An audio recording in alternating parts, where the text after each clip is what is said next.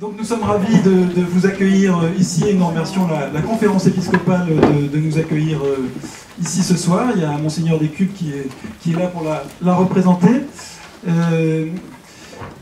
Donc ça mérite une petite histoire cette soirée.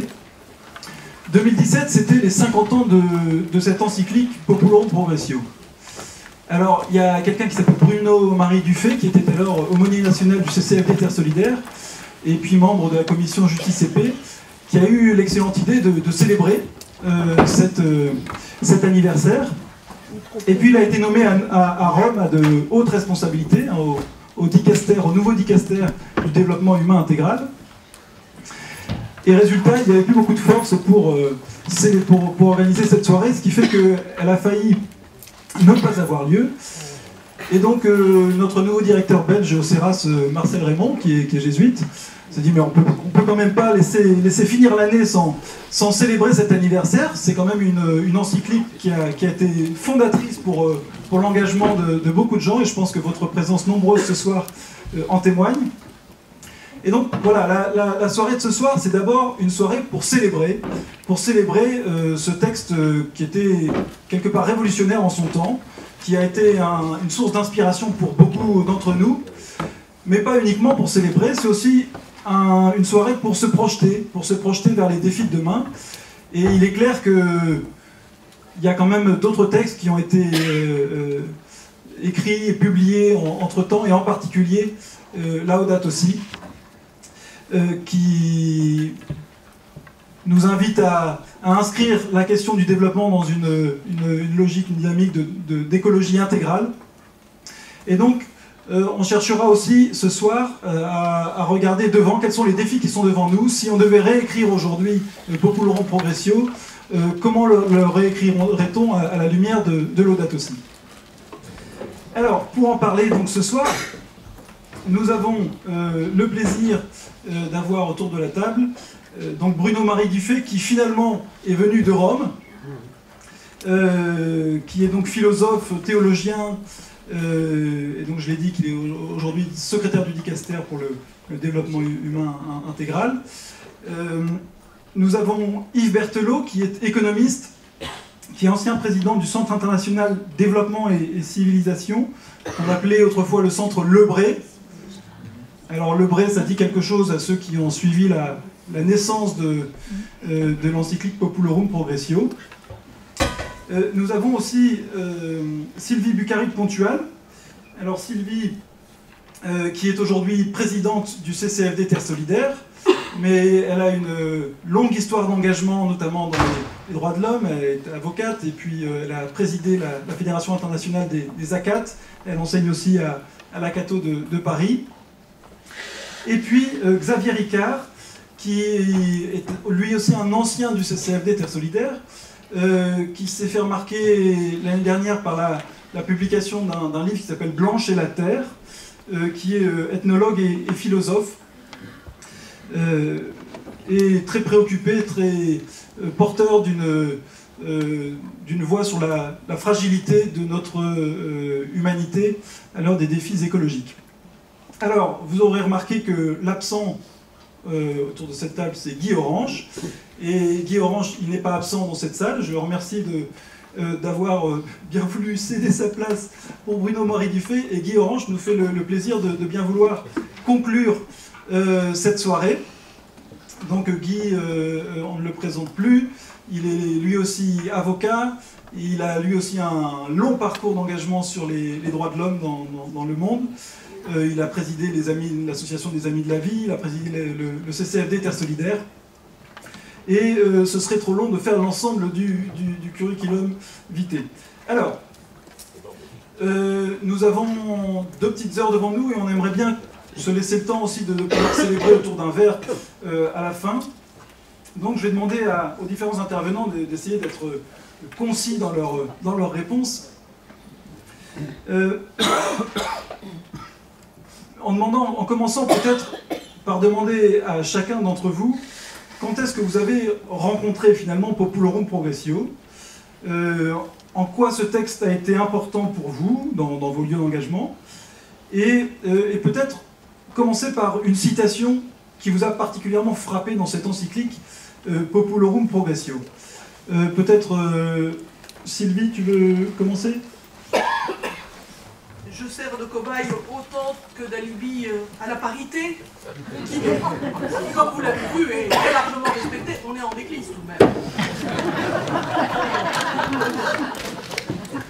Alors, mon cheminement avec Populorum Progressio, eh bien, c'est à travers une personne que sans doute certains d'entre vous ont eu la joie de rencontrer, c'est Don Helder Camara. Il se trouve qu'il avait coutume de venir régulièrement, chaque année, dans la communauté qui animait et inspirait l'école où j'étais, la communauté Saint-François-Xavier, et Don Helder Camara est un de ceux qui a fortement encouragé à la naissance, à la création, à l'élaboration de Populorum Progressio. Et pour la jeune que j'étais, j'avais 14-15 ans à l'époque, il a fait vivre littéralement cette encyclique que, à l'époque, je n'avais pas lue, et il a fallu attendre bien longtemps, des années plus tard, pour que je la lise. Mais du coup, pour moi, Populorum Progressio, c'est d'abord un appel aux chrétiens à s'engager résolument au service de nos frères et sœurs, à s'engager pour essayer de susciter des changements de structure sociale et politique, comme étant au fond tout simplement vivre à la manière évangélique. Et puis j'ai retrouvé quelque temps plus tard cette encyclique, cette fois-ci de façon peut-être plus à la fois intellectuelle et spirituelle, puisque étudiante, j'ai participé à la création d'un petit groupe de réflexion d'étudiants qui étaient ouverts sur la solidarité internationale. On ne l'appelait pas comme ça d'ailleurs à l'époque. Et je me suis plongée dans cette encyclique. Mais d'une certaine manière, ce n'est pas encore là qu'elle a eu une influence si forte que ça dans ma vie, dans la mesure où, très rapidement, je me suis engagée dans la défense des droits humains. Et l'encyclique qui, pour moi, était à cette époque-là parlante, c'est Pacem in Terris, évidemment. Il a fallu attendre mon engagement à Justice et Paix France, une quinzaine d'années plus tard, pour retrouver pleinement Populorum Progressio. Et du coup, je peux partager finalement ce qui pour moi est commun à cet engagement de défense des droits humains d'une part, et finalement à ce service que j'assure aujourd'hui pour le CCFD Terre Solidaire. Je cite, c'est le paragraphe 14 de Populorum Progressio: le développement ne se réduit pas à la simple croissance économique. Pour être authentique, il doit être intégral, c'est-à-dire promouvoir tout homme et tout l'homme.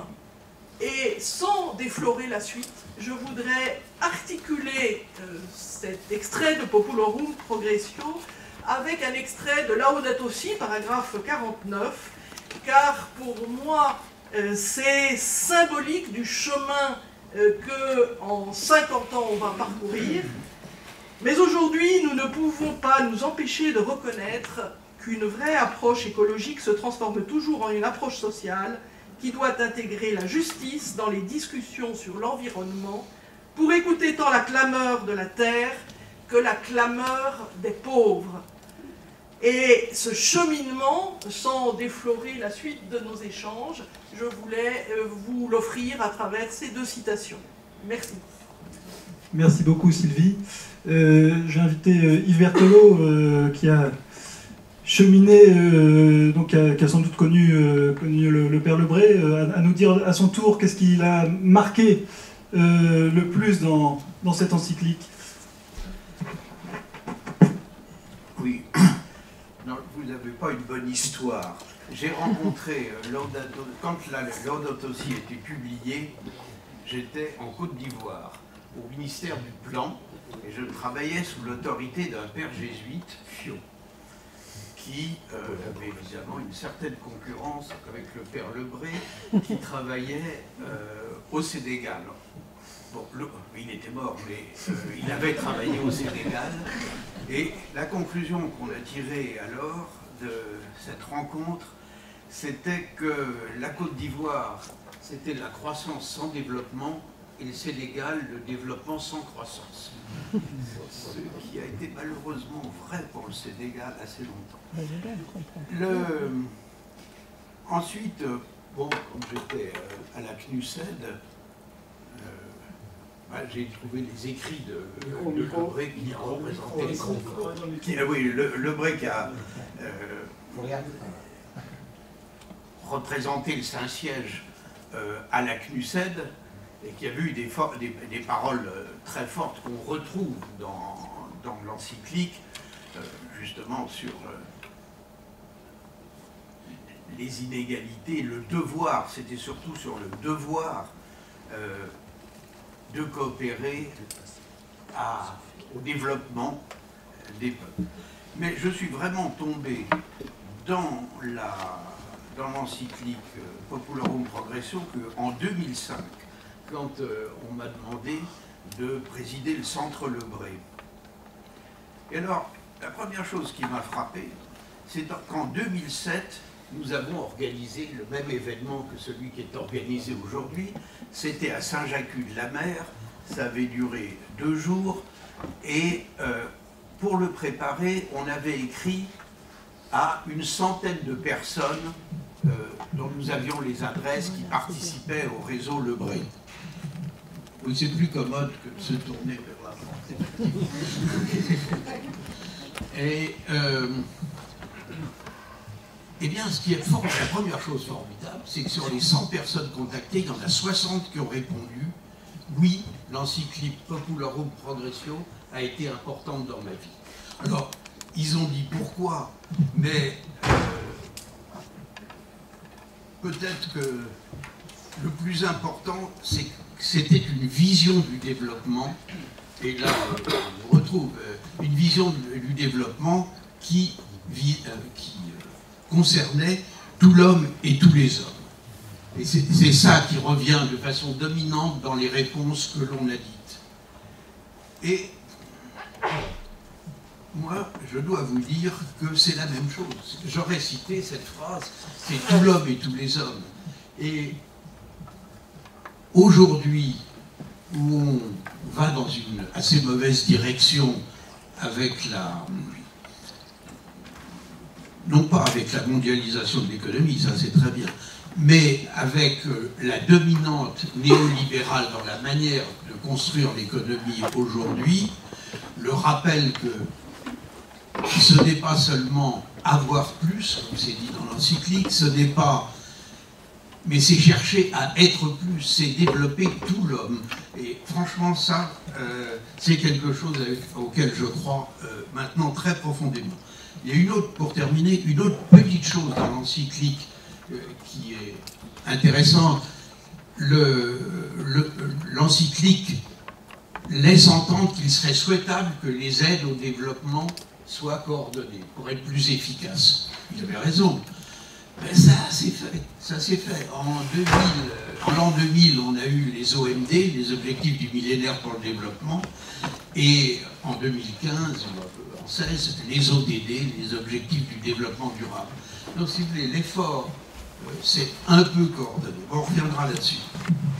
Merci beaucoup, Yves Berthelot. Je me tourne maintenant vers Bruno-Marie Dufay. En 1967... Ah bon, pardon. Je l'ai éteint.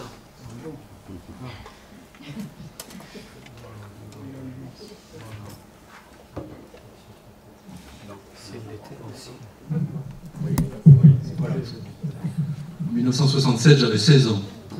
Et j'étais lycéen et je crois pouvoir dire que mon premier engagement, avant tout autre engagement politique ou institutionnel, a été un engagement marqué par une phrase que j'ai découverte alors que j'étais encore très jeune, un lycéen, la question sociale est mondiale. C'est une des phrases de l'encyclique Populorum Progressio. Et avec des amis, nous avons participé à cette ouverture très forte à l'international qui a marqué toute une génération. J'ai mon premier voyage, grand voyage, qui était également en Côte d'Ivoire, pour un stage à l'INADES à l'époque, a été évidemment pour découvrir cette Afrique et découvrir les questions sociales à partir d'un autre lieu, donc en se décentrant complètement de notre pays et de notre contexte. Je suis issu d'une famille marquée par le christianisme social à Lyon, et en particulier par la chronique sociale, mais plus fondamentalement encore du côté de mes parents par Le Sillon et Marc Sangnier. Et il est clair que ma manière d'entrer dans ce type de texte a été marquée par ce débat permanent, comment vivre l'évangile dans les questions sociales. Et donc c'était pour moi d'autant plus important de pouvoir inscrire cette question dans un contexte plus large. Il y a eu dans ce contexte lyonnais des personnes que j'aime à citer, qui nous ont, avec leur tempérament et leur fougue, marqué beaucoup, non seulement du côté du christianisme social, des hommes comme Joseph Folliet ou Gabriel Matagrin. J'étais un fils spirituel de Gabriel Matagrin, et j'aime à le citer dans ce lieu, puisqu'il a été président de la commission sociale de l'épiscopat, que dans les années 70, il a produit les textes que nous connaissons sur l'engagement politique des chrétiens, mais aussi des gens comme Gilbert Blardone ou René Valette, qui a été un des présidents du comité catholique contre la faim et pour le développement, qui ne s'appelait pas encore Terre solidaire, mais qui était vécu comme une démarche de solidarité. Et puis il se trouve qu'on m'a confié l'enseignement de l'éthique sociale dans le cadre de la faculté de théologie de l'Université catholique de Lyon, puis ensuite la direction de l'Institut des droits de l'homme. Nous avions mis en place avec Gérard Defoy, monseigneur Defoy. Et du coup, tout cela s'est inscrit, s'est articulé. Comment penser l'argumentation propre à cette encyclique. La question sociale est devenue mondiale. Je ne reprends pas la citation qu'on vient de donner au numéro 14, qui est donc tout l'homme et tout homme. Et le Brédy et tous les hommes, jusqu'à la communauté humaine tout entière, donc avec cette ouverture sans discrimination. Mais évidemment, pour moi, ce qui a été déterminant, c'est la suite de toute la réflexion autour du sens même du développement. Et on aura l'occasion d'y revenir ce soir. Merci beaucoup. J'en profite pour dire moi-même que j'ai découvert Populorum Progressio grâce à Christian Mellon, ici présent, qui était mon aumônier à Sciences Po, et puis grâce à mon père qui avait Populorum Progressio dans sa bibliothèque. Et dire la phrase qui, moi, m'a le plus marqué, qui n'est pas une phrase de Paul VI, mais c'est celle qu'il reprend de saint Ambroise. Ce n'est pas de ton bien que tu fais largesse aux pauvres, tu lui rends ce qui lui appartient. Je passe la parole à Xavier Ricard. C'est embêtant, j'allais citer la même phrase. C'est pour ça qu'on s'entend bien. Mon effet. Bon, ben moi, en 1967, j'avais moins 6 ans. Donc j'étais encore quelque part dans l'espace-temps, dans la matrice de l'univers. Donc je ne fais pas partie des gens qui ont été au point d'impact de la déflagration Populorum Progressio. Moi, j'ai été atteint par la 4e ou 5e vague. Mais ça n'est pas parce que j'étais éloigné du point d'impact ou du temps de l'impact que l'impact fut moindre. Alors comment ai-je découvert Populorum Progressio? Eh bien, à vrai dire, j'étais très éloigné de ce texte à l'origine. Je suis anthropologue, je suis parti en Amérique latine avec une colère très forte contre l'Église catholique qui s'était rendue responsable d'extirpation, d'idolâtrie pendant des siècles. Et donc, j'ai été animé d'un désir de réhabiliter la pensée indigène contre tous les efforts de normalisation et d'évangélisation auxquels l'Église catholique s'était livrée. Et tout en faisant ça, j'ai découvert ce qu'on appelait l'Église du Sud Andin, poignée d'évêques qui, dans les années 70-80, portés par l'élan de la conférence d'Aparecida, je crois de 74 ou 72, je ne sais plus, porté également par l'élan du père Gustavo Gutiérrez et de la théologie de la libération, avait fait cause commune avec les Indiens et avait consacré une énergie folle à rendre compte de leur culture, de leur monde et de leur dignité. Alors mon regard sur l'Église a un petit peu changé, et quand je suis revenu en France et que j'ai pris la direction des partenariats au CCFD, tout encore imprégné de pensée marxiste et d'une vision extrêmement radicale de l'Évangile, quelle n'a pas été ma surprise lorsque, dans la bibliothèque du CCFD, je trouve cette encyclique dont tout le monde faisait sa Bible à l'époque. Enfin voilà, on ne jurait que par Populorum Progressio du matin au soir. Donc je me suis dit, il faut quand même que j'aille voir ce qu'il y a dedans. Et là, je tombe sur cette citation, effectivement, de Paul VI, mais je vais la lire en entier, parce que, Jean, tu t'es limité... Tu t'es limité au tout début, mais la citation vaut la peine d'être lue in extenso. « Ce n'est pas de ton bien, affirme saint Ambroise, que tu fais largesse aux pauvres, tu lui rends ce qui lui appartient, car ce qui est donné en commun pour l'usage de tous, voilà ce que tu t'arroges. La terre est donnée à tout le monde et pas seulement aux riches. Nul n'est fondé à réserver à son usage exclusif ce qui passe son besoin, quand d'autres manquent du nécessaire. En un mot, le droit de propriété ne doit jamais s'exercer au détriment de l'utilité commune. » Et me voilà confronté à une théologie d'Église qui revendique explicitement la limitation du droit de propriété et une économie des biens communs, autrement dit une économie communiste. Voilà. Alors moi j'étais très très heureux de pouvoir faire à mon tour de Populorum Progressio son bréviaire et de dire que dans l'Église il y a aussi une lecture de ce que peut être une économie communiste au sens de l'adjectif, hein, pas nécessairement du manifeste du Parti communiste, mais au sens d'une économie du commun, du partage, et où en effet la pierre philosophale, ça n'est pas le droit de propriété. Donc une rencontre extrêmement marquante pour moi et dont je ne cesse depuis de me revendiquer.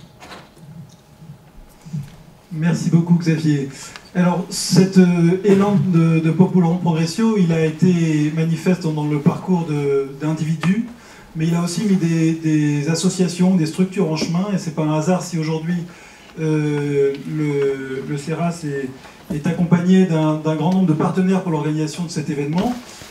Certaines préexistaient évidemment aussi à Populorum Progressio, mais je cite les partenaires de l'événement: la Fondation Jean Rodin, le CCFD Terre Solidaire évidemment, la délégation catholique à la coopération, la commission Justice et Paix qui est née de cette encyclique, Pax Christi, le réseau international pour une économie humaine, donc qui prend la suite, le prolongement du centre Le Bray, le Secours catholique Caritas France, et puis deux commissions au sein de la conférence, deux autres commissions au sein de la conférence des évêques de France, la commission Famille et Société, et puis la mission universelle de l'Église. Voilà, alors je voudrais qu'on rentre un peu sur en quoi Populorum Progressio peut encore être source d'inspiration pour aujourd'hui. Et peut-être aussi prendre les points de frottement, ce qui a changé, parce que c'est quand même un texte qui a été écrit dans un contexte particulier.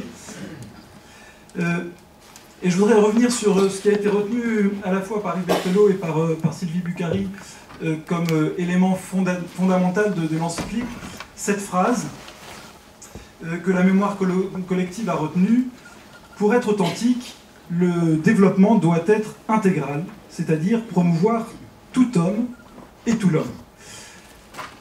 Alors, cette phrase, elle est précédée par une autre phrase qui dit: le développement ne se réduit pas à la simple croissance économique. Comment s'il ne se réduit pas à la simple croissance économique, c'est qu'il y a aussi la croissance économique dans le développement.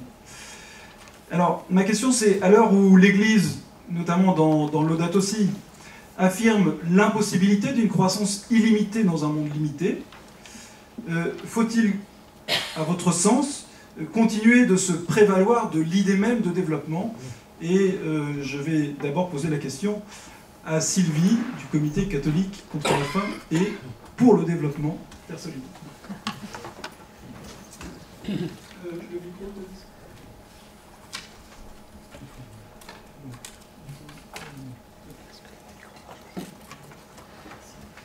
Alors, comme définitivement j'ai l'esprit de contradiction, je voudrais remettre en question l'affirmation selon laquelle la possibilité d'une croissance illimitée dans un monde limité. Est-ce que cette affirmation n'est pas un luxe de pays riches? Autrement dit, est-ce que les pays les plus démunis de la planète n'ont pas besoin d'une croissance au moins à minima? C'est une question que je vous renvoie, une vraie interrogation. Alors évidemment, je m'intéresse à la seconde partie de cette question que tu nous poses sur l'idée de développement. Est-ce que aujourd'hui on peut continuer à se prévaloir de cette idée? Est-ce que le concept de développement est encore pertinent, est encore valable? Ce qui est clair, me semble-t-il, c'est que dans Populorum Progressio, même si le concept n'est pas pensé uniquement comme économique, il est tout de même principalement appréhendé sous sa dimension, au fond, économique. Mais en même temps, la compréhension qu'on a du développement, c'est la possibilité, quelque part, un outil, au fond, un médiateur pour permettre l'émancipation de l'homme, de tout homme, de tous les hommes, des peuples, il ne faut pas oublier les peuples, et la réalisation des droits humains, civiques, socio-culturels pour eux. Néanmoins, sous-jacent dans l'encyclique, il y a une interrogation, c'est vrai, sur cet accroissement des capacités productives, accroissement des richesses, au fond, et en filigrane, l'interrogation sur ce qui pourrait apparaître comme une fracture entre ceux qui ont de plus en plus et ceux qui finalement n'ont pas ou on peut. Autrement dit, on a je dirais en arrière-plan la possibilité, l'émission en tout cas d'effets pervers que ce développement pourrait causer, pourrait entraîner en pillant les richesses de pays, en exploitant les populations. Et du coup, est-ce que, face à cette interrogation, est-ce que Populorum Progressio est encore d'actualité? J'ai envie de répondre oui. Oui, parce que Populorum Progressio nous permet, au fond, d'identifier les aptitudes, les besoins humains, nous permet de repérer l'appel qui est inscrit en tout humain à, je cite, c'est le paragraphe 15 de l'encyclique, à déployer un ensemble d'aptitudes et à les faire fructifier.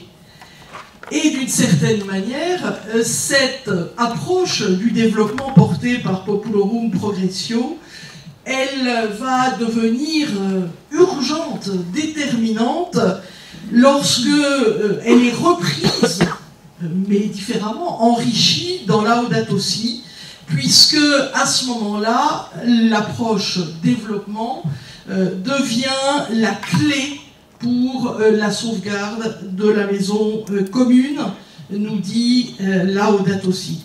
Autrement dit, l'approche que Laudato Si va avoir en termes de solidarité, solidarité en termes d'écologie, solidarité en termes de justice climatique, va devenir plus important que la seule compréhension économique du développement telle qu'elle émerge de Populorum Progressio.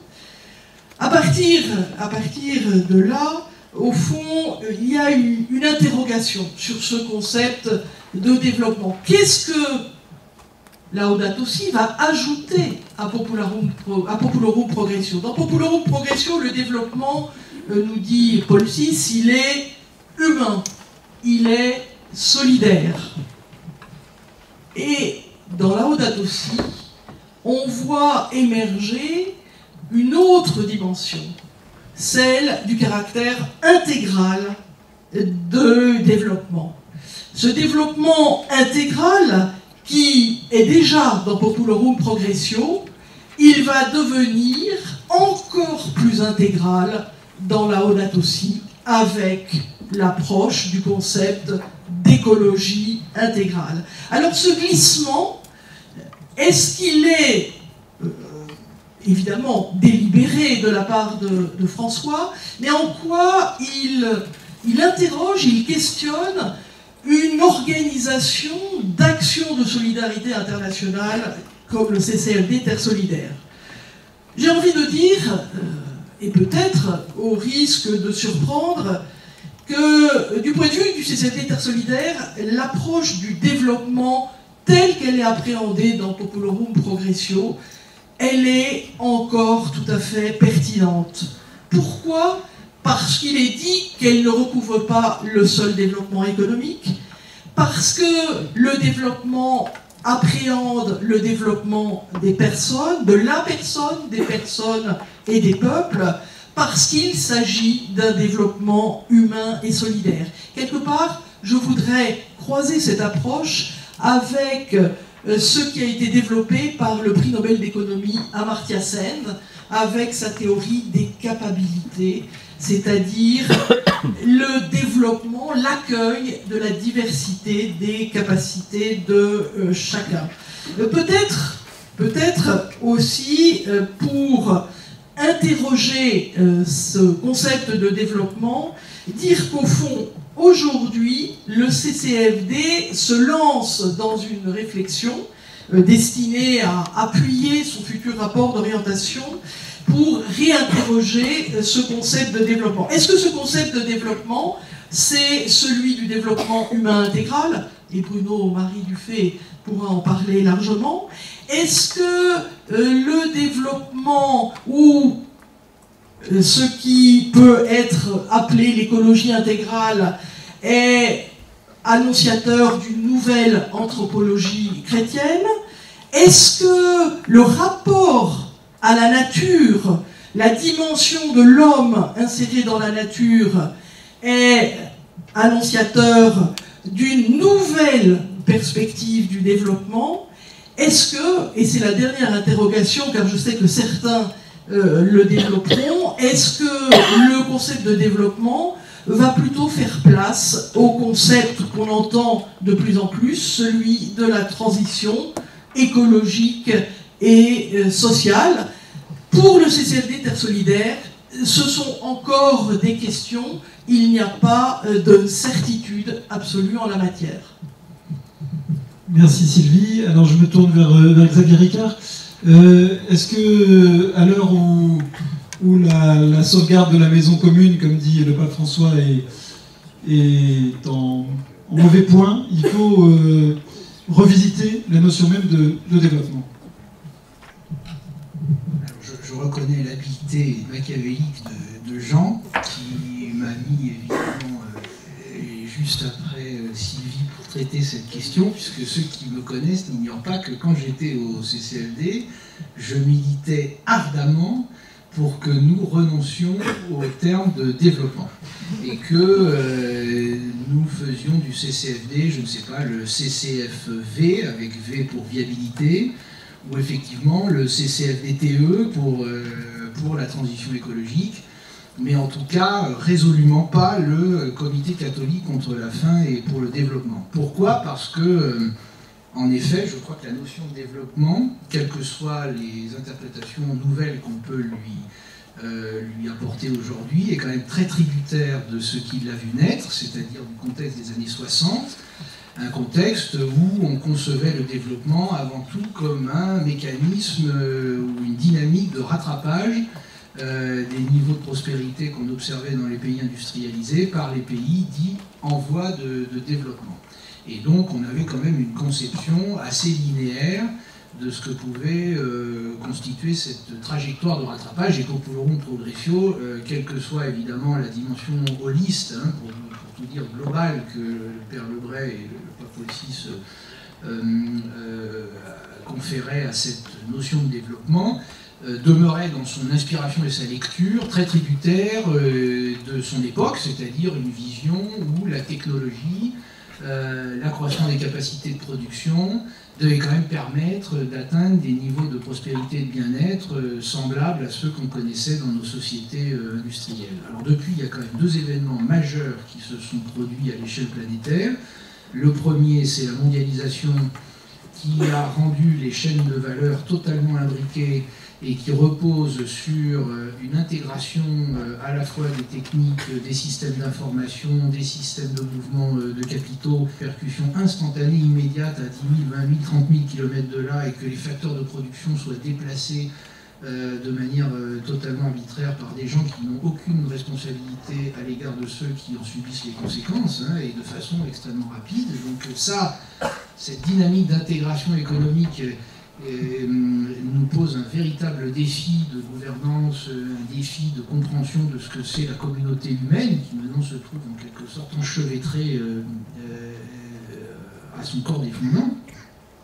Puis l'autre événement majeur, c'est la crise écologique, qui a totalement bouleversé notre conception de ce que pouvait représenter justement le bien-être, sachant que toute accumulation se fait finalement au détriment d'une quantité de ressources qui est limitée, et que donc par nature elle ne peut pas être infinie, et que de surcroît elle attise, au fur et à mesure que les ressources se raréfient, des compétitions de plus en plus sanglantes. Donc, moi je pense que, tout en conservant l'élan humaniste qui a été celui de Populum Progressio, on ne peut pas remettre en cause une phrase aussi noble que celle de tout homme et tout l'homme, ça c'est sublime, et en effet il y a là une profondeur théologique et philosophique extraordinaire, ça personne ne peut le nier. La question c'est qu'est-ce que c'est que l'homme, c'est quoi cet homme, et de ce point de vue, je pense qu'il y a des phrases lumineuses dans Laudato Si, parce que le pape François nous invite à sortir de ce qu'il appelle un anthropocentrisme vicié, et nous appelle à une compréhension beaucoup plus profonde encore que celle que nous avions jusqu'alors de ce que c'est que l'homme. Et l'homme n'apparaît que comme une composante, évidemment centrale parce qu'elle est dépositaire d'une conscience et elle est à l'image de Dieu. Donc certes, l'homme sans doute occupe une place spécifique, mais il n'est qu'une composante d'un ensemble plus large qui est la nature, et la nature qui n'est pas seulement envisagée comme un simple mécanisme ou un organisme qu'il s'agirait de décrire, puisque pour le chrétien, la nature est création, il le dit à plusieurs reprises, donc il y a une dimension sacrée. C'est-à-dire qu'elle est une fin en soi, en tant que création divine, en tant qu'elle est l'œuvre de Dieu, elle doit être admirée, elle doit être désirée pour elle-même, non pas seulement dans la mesure où elle nous fournit des biens et des services. Donc là, c'est ce qui nous distingue sans doute d'approches écologiques qui cherchent à valoriser les services économiques rendus par la nature, à leur affecter un prix, pour voir dans quelle mesure, avec des taux d'actualisation adéquats, nous pourrions effectivement encourager des arbitrages favorables à des investissements écologiques. Non, là, il y a une vision évidemment complètement sacralisatrice de la nature, l'ordre sublime du vivant et de la création, dont l'homme n'est qu'une composante parmi d'autres, un micro-organisme inséré dans le macro-organisme naturel. Et plutôt que d'en appeler à cette maxime, hein, tout homme, tout l'homme, qui demeurait celle du développement intégral, comme l'a rappelé Sylvie, ce dont il est question maintenant explicitement dans l'encyclique Laudato Si, c'est l'écologie intégrale. C'est plus le développement intégral.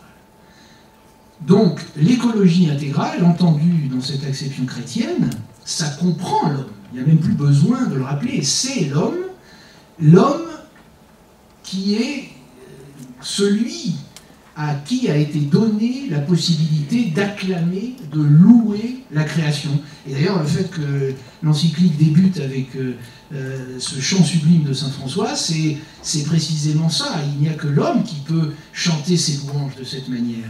Donc l'écologie intégrale, c'est le chant, c'est l'hymne que l'homme adresse à la création et dont il est le témoin émerveillé. Et donc, en effet, je pense que la notion de développement, il faut reconnaître la grandeur qu'elle a pu avoir à une certaine époque, mais il s'agit maintenant résolument de l'approfondir et d'y substituer quelque chose de plus grand encore qui peut s'appeler l'écologie intégrale. Merci beaucoup Xavier. Sur ce débat du développement, je ne peux pas manquer de passer la parole à Bruno-Marie Dufay, puisqu'il est quand même dans le dicaster du développement humain intégral. Donc c'est un nom qui n'a pas été choisi sans doute par hasard. Je ne sais pas s'il n'a pas été choisi par hasard. Non, je pense qu'il s'inscrit dans ce dialogue entre l'Église et la société, qui est quand même une des caractéristiques majeures de ce que nous avons pu vivre depuis le Concile Vatican II. Et je crois que là où apparaît déjà le terme d'intégralité ou de développement intégral, ce n'est pas dans une encyclique avant même Populorum Progressio, c'est dans un texte constitutif du Concile Vatican II. Et ce qui est évidemment très intéressant, c'est que c'est un effort pour comprendre, à partir de la tradition chrétienne, à partir du donné de la foi, de comprendre ce que nous appelons la modernité. Et il y a en sous-jacent au débat sur le développement, la moralisation du développement. C'est une grande question. Est-ce qu'on peut moraliser le développement? Est-ce qu'on peut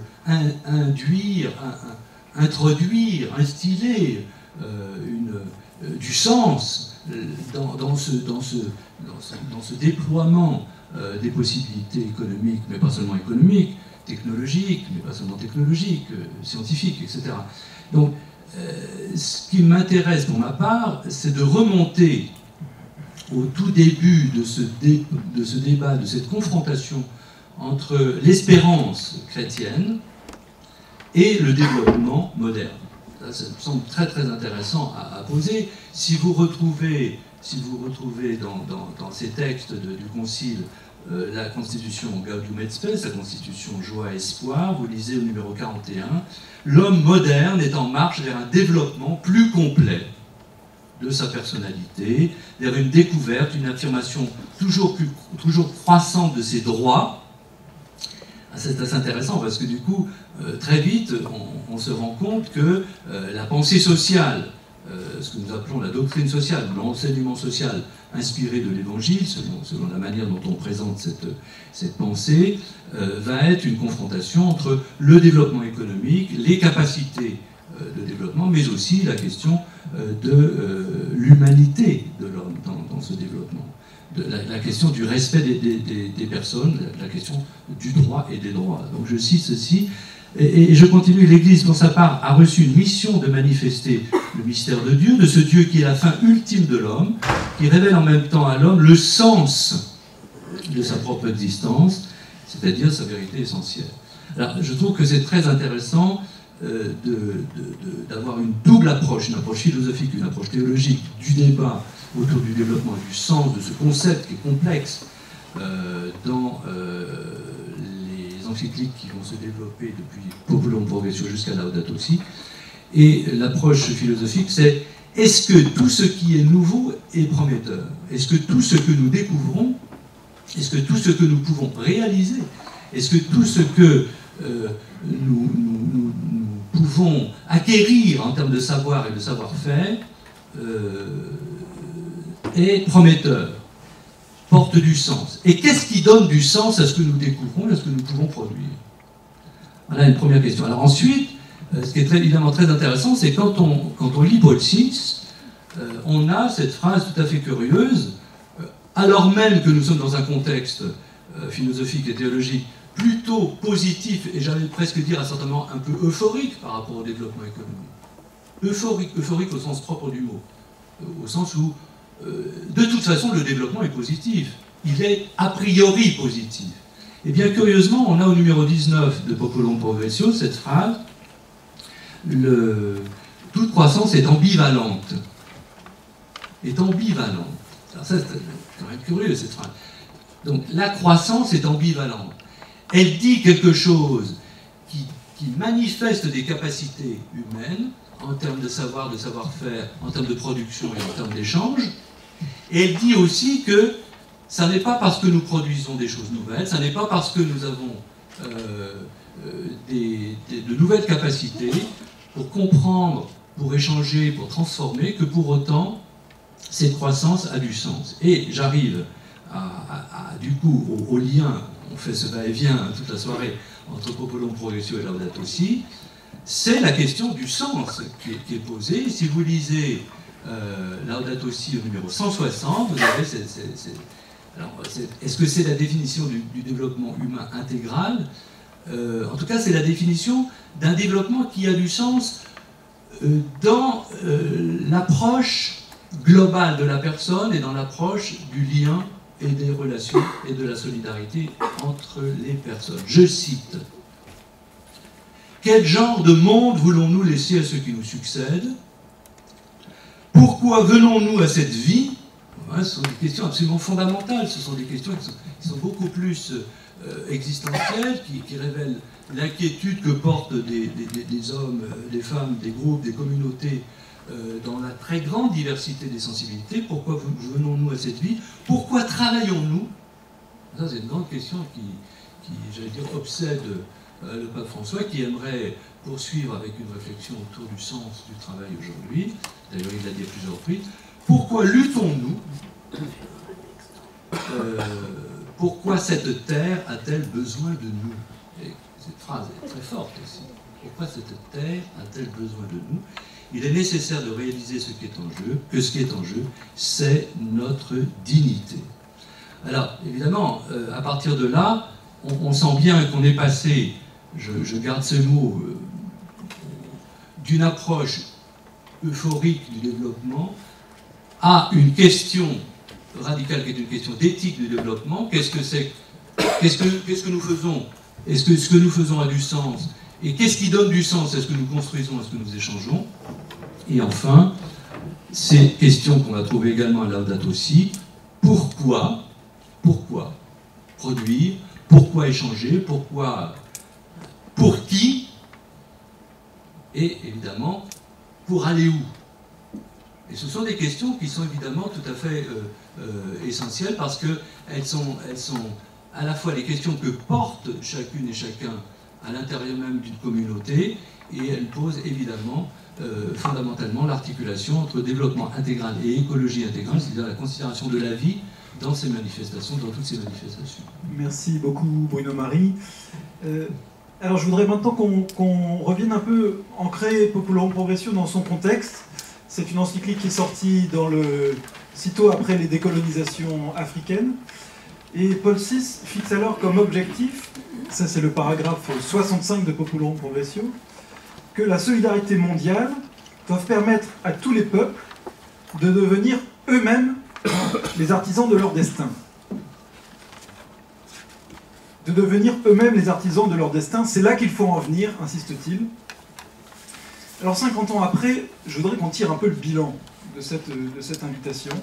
Quelle est la réalité de la liberté conquise par les peuples dans la définition de leur destin? Est-ce que vous formuleriez encore aujourd'hui l'objectif en ces termes? Et je me tourne vers Yves Berthelot pour nous aider à répondre. J'invite très simplement chacun des intervenants à essayer d'être concis pour qu'on puisse ensuite avoir le temps d'un débat avec les participants. Oui, merci. Moi, je vais essayer d'y répondre au niveau macroéconomique et au niveau micro. Si l'on regarde l'évolution des pays, depuis la publication de l'encyclique Populum Progressio, que ce soit en termes de revenus par tête ou en termes d'indice du développement humain, on voit que les pays ont progressé très différemment. Et que cette évolution différente d'un pays à l'autre tient plus aux stratégies ou aux politiques, pour parler plus simplement aux politiques que chacun de ces pays ont mis en œuvre, que à leur dotation en facteurs, qu'il s'agisse de ressources naturelles, de l'agriculture ou autres, ou de l'aide qu'ils ont pu recevoir. Parce que les aides ont été quand même très essentiellement conditionnées par des considérations stratégiques ou économiques des pays qui fournissaient cette aide. Alors, c'est vrai, si vous regardez l'évolution de la Corée, le pays le plus pauvre du monde à l'époque où a été écrit l'encyclique, à le Botswana, l'île Maurice d'un côté, si vous regardez l'Algérie de l'autre, avec des facteurs formidables, et puis les évolutions de la Chine de Mao à la Chine de Chiang Kai-shek, de Deng Xiaoping, vous voyez des évolutions extrêmement différentes et qui sont fondamentalement liées aux politiques qui ont été suivies. Alors, mais ces évolutions ont toutes aussi été contraintes par l'environnement international dans lequel elles ont eu lieu et effectivement par beaucoup des décisions des pays les plus riches et des institutions contrôlées par les pays les plus riches. Dans les années 70, je vous rappelle, les problèmes et 80, les problèmes d'ajustement structurel qui ont quand même fait grand mal à des facteurs essentiels, l'éducation et la santé, que dans les années 90, la pression qui a été faite sur les pays, notamment de l'Est, mais aussi les pays d'Asie, pour la libéralisation des mouvements de capitaux à court terme, a entraîné les crises de la Russie, les crises en Asie, les crises asiatiques, les crises de Russie, et avant les crises de la dette qui étaient quand même largement dues à ce que les pays riches ont fait pour recycler les pétrodollars, pour aider les pays du monde arabe à recycler les pétrodollars. Donc, si vous voulez, au niveau, mais me semble-t-il, pardon, ce qui est le plus grave des pressions exercées de l'extérieur sur les pays pour se développer, s'épanouir pleinement, c'est quand même le fait d'avoir, dès le début des années 80, mais avec succès à partir de la fin des années 90, fait passer, pas imposer, mais fait passer partout une vision néolibérale qui a eu pour conséquence d'accroître considérablement les inégalités, alors même que les inégalités entre les pays se réduisaient. Mais on a accru les inégalités entre les hommes. Donc, voilà un panorama, si vous voulez, au niveau macroéconomique de ce qui s'est fait. Au niveau micro, je dirais qu'alors, c'est absolument admirable de voir toutes les initiatives qui ont été prises dans pratiquement tous les pays par des gens pour rendre la vie plus humaine à un groupe de personnes, plus ou moins proches, plus ou moins locales. Et je dirais que ce qu'on a fait au Centre Lebré les 3 dernières années, c'est de produire ce bouquin, je fais la pub, qui s'appelle « Chemin d'économie humaine » et qui décrit, à partir d'exemples pris en Europe, en Amérique latine, en Asie, au Moyen-Orient et en Afrique, bien sûr, que les initiatives et les capacités des gens dans toutes circonstances de rendre la vie meilleure, si ils se comportent comme des personnes et pas comme des individus, qui est le vocabulaire de la théorie économique, c'est l'individu. Le vocabulaire d'une économie humaine, c'est la personne. C'est la personne qui se met en relation avec d'autres personnes qui décident ensemble de ce qu'elles veulent faire et des moyens pour y parvenir. Alors, la question qui se pose, enfin une des questions nombreuses qui se pose aujourd'hui, c'est est-ce que la multiplication d'exemples très variés d'améliorer, de rendre plus humaine la situation, eh bien, est-ce que cette question, est-ce que ces multiplications d'exemples est de nature à changer la philosophie de l'économie mondiale? Et ça, ce n'est pas évident, mais j'y reviendrai dans l'autre question de tout à l'heure. Et je termine par la formulation. Moi, j'aurais pris la dernière phrase du paragraphe 65 comme formulation actuelle, en l'arrangeant un petit peu.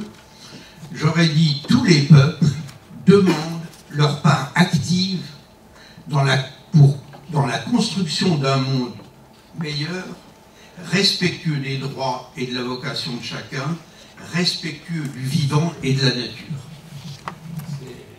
J'aurais plutôt formulé ça comme ça, plutôt Merci. que le lier à l'aide. Franchement, pas le lier. Merci beaucoup. Sur cette même question, Bruno-Marie Dufay.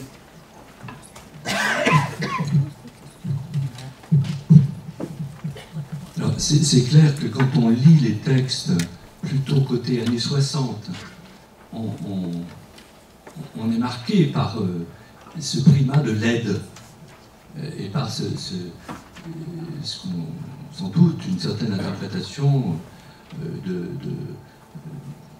une espèce de restitution, ou de don, ou de soutien, ou de coopération pensée en termes d'encouragement, en termes de... et plus on avance, plus, et en particulier dans les textes les plus récents concernant le développement humain intégral, plus on en appelle à la capacité des acteurs de l'économie, de tous les pays, de chaque pays et de tous les pays, à développer, à penser un nouveau paradigme, puisque c'est le mot qui est employé dans Laudato Si, un autre paradigme est possible. Alors la question est évidemment de savoir ce que l'on fait rentrer dans ce paradigme, dans ce modèle, pour être plus simple. Alors, j'ai apporté ici un texte qui est une contribution que le pape a voulu faire passer auprès de l'Organisation des Nations Unies à propos justement du développement, et en particulier à propos de ce qu'il est convenu d'appeler maintenant l'agenda 2030 du développement durable. Alors quand on lit ce texte, première partie, principes généraux, comprendre le principe du développement humain intégral, donc comprendre, et je lis, les piliers du développement humain intégral, à savoir le droit à la vie, et plus généralement le droit à l'existence de la nature humaine elle-même, sont menacés lorsque nous ne reconnaissons plus aucune instance au-dessus de nous, ou ne voyons plus que nous-mêmes. C'est intéressant parce que ça voudrait dire, si je commente un tout petit instant cette ligne, c'est que penser le développement durable, c'est penser le développement en ouvrant les questions économiques, écologiques et politiques, donc les trois dimensions qu'on appelle dans la terminologie des Nations Unies le développement intégré. Donc on intègre l'économique, l'écologique, le politique, mais on l'ouvre. Et je remarque que dès 1963, avec Pacem-in-Terris, on a déjà cette manière de penser le développement comme, non pas simplement, encore une fois, un jeu de production, d'échange, de consommation, mais une ouverture de la personne humaine, de la personnalité, des cultures, entendues comme personnalité collective, à quelque chose qui est au-delà, et qui est de l'ordre de l'espérance, et qui est de l'ordre aussi d'une solidarité effective entre tous ceux qui partagent cette vie. Il pourrait être remédié à cette situation, donc d'une mise en cause de la vie, si nous prenons conscience qu'une loi morale inscrite dans la nature humaine elle-même, une loi qui exige le respect absolu de la vie, que ce respect est donc accompli, rappelé. Les droits de l'homme découlent d'une bonne compréhension de la nature humaine, de la personne humaine, de la dignité inhérente à la personne et du droit moral. Et un peu plus loin, et c'est peut-être en cela qu'on peut définir ce qu'on appelle le développement humain intégral, il y a, paragraphe 18 ou point 18, la centralité de la personne humaine, et en effet de la personne humaine, pas de l'individu entendu dans sa singularité seulement, mais de la personne entendue comme acteur de l'économie, acteur de l'écologie, acteur au sein d'une communauté et entre communautés. Dire que la personne humaine est le sujet principal du développement signifie que nous devons cultiver une plus grande conscience de notre origine commune, de notre appartenance mutuelle, ainsi que d'un avenir partagé par tous. Ça, c'est évidemment assez intéressant parce que ça voudrait dire que penser le développement, si jamais ce concept de développement a un sens, c'est un sens à partir d'une réflexion sur l'origine, d'où nous venons, autour de notre solidarité, pas de pensée du développement sans solidarité, et autour d'un avenir commun, c'est-à-dire ce que nous envisageons, ce que nous pouvons faire pour demain. Cela implique à son tour que nous devons prendre de plus en plus conscience de notre nature humaine, de la nature de notre nature humaine, de la dimension transcendante, c'est-à-dire au fond de ce qui nous ouvre, de ce qui fait que cette existence humaine n'est pas fermée sur elle-même, fermée simplement sur un jeu besoin, création de besoins, satisfaction et consommation, mais s'ouvre à une altérité. Donc la question fondamentale, c'est altérité de la création, altérité des autres, altérité à l'égard de Dieu. Merci beaucoup Bruno Marie. Je voudrais maintenant qu'on passe au côté plus combatif de Populorum Progressio, parce qu'il y a quand même beaucoup de gens qui se sont engagés, y compris politiquement. C'est une encyclique qui invite les chrétiens à se mobiliser au niveau des structures sociales. En revenant sur ce qui a été dit tout à l'heure, sur à la fois la destination universelle des biens, avec cette phrase d'Ambroise, mais aussi Paul VI fixe une autre limite à l'enrichissement et au droit de propriété privée. C'est le paragraphe 24. Il dit « On ne saurait admettre que des citoyens pourvus de revenus abondants, provenant des ressources et de l'activité nationale, en transfèrent une part considérable à l'étranger pour leur seul avantage personnel. » Évidemment, ça résonne un tout petit peu avec l'actualité, mais dit autrement, c'est l'idée d'une dette sociale ou d'une dette fiscale qui est exprimée ici.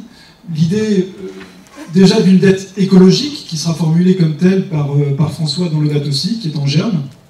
Or, notre société mondialisée n'a cessé de s'éloigner de cette vision d'une richesse qui devait d'abord bénéficier au territoire et à celles et ceux qui l'ont générée. Alors, devant ce constat, je voudrais demander d'abord à Sylvie Bucari de Pontual quels sont les combats prioritaires à mener dans ce sens.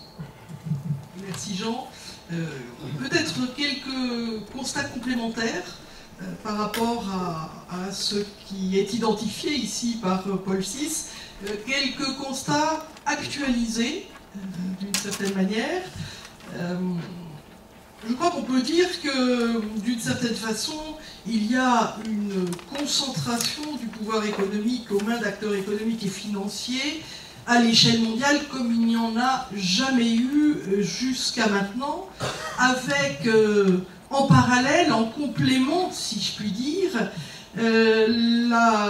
finalement la perversion d'un système qui est totalement dérégulé et une quasi-impunité de ces acteurs, même si, par exemple, ici en France, récemment, nous avons eu un jugement tout à fait historique. On a aussi, on peut aussi observer au fond qu'on a des États qui abandonnent ou laissent faire en tout cas leur fonction de régulation des acteurs économiques faute de pouvoir suffisant par rapport à ces acteurs qui dépassent les frontières, alors que les États sont enfermés dans leurs frontières. On a des États, et notamment nos démocraties, qui sont dans des logiques de court terme, parfois de très court terme, et qui ont beaucoup de mal à s'entendre collectivement sur la gestion des biens communs, que ce soit les enjeux climatiques, que ce soit les migrations, que ce soit encore les enjeux de construction de paix. Et d'une manière générale, à la faveur de ces observations, on a un vrai souci de légitimation ou de relégitimation de l'action publique à tous les niveaux, État, collectivité territoriale ou organisation internationale. Et cela, c'est une situation qui est relativement nouvelle à la situation géopolitique qui existait au moment de Populorum Progressio. Et donc, quelle est la réponse que Laudato Si, en particulier, apporte? Il est intéressant, on l'a cité tout à l'heure, mais je le rappelle que finalement François évoque le fait que la politique ne doit pas se soumettre à l'économie. Elle ne doit pas se soumettre au diktat ni au paradigme d'efficacité de la technocratie, dit-il. Le bien commun présuppose le respect de la personne humaine comme telle, avec des droits fondamentaux et inaliénables, ordonnés à son développement intégral. Alors, dans ce contexte, pour le CCFD Terre Solidaire, quels sont aujourd'hui les combats prioritaires? Je dirais qu'il en est deux qui sont ancrés profondément dans Laudato Si. D'une part, le combat de la justice fiscale. Il est urgent de lutter contre la fuite des capitaux. Il est urgent de se battre pour une transparence fiscale. Et ceci est conditionné par un renforcement du rôle de l'État. Laudato Si observe l'affaiblissement, d'une certaine manière, du pouvoir des États nationaux, parce que, dit François, au fond, la dimension économique financière de caractère transnational tend à prédominer sur la politique. Mais il y a un deuxième combat qui, pour nous, est tout aussi essentiel et complémentaire. C'est celui qui est représenté par l'enjeu de la régulation des multinationales. Il est urgent de mettre en place des cadres normatifs qui visent à responsabiliser les multinationales, qui permettent aux États et aux organisations internationales de pouvoir contrôler dans une certaine mesure l'impact des activités de ces multinationales sur les droits de l'homme et sur l'environnement. D'une certaine manière, c'est toute la problématique du conflit entre les intérêts privés et l'intérêt général. Et finalement, François, dans Laudato Si, souligne au fond combien, encore trop souvent, l'intérêt économique arrive à prévaloir sur le bien commun.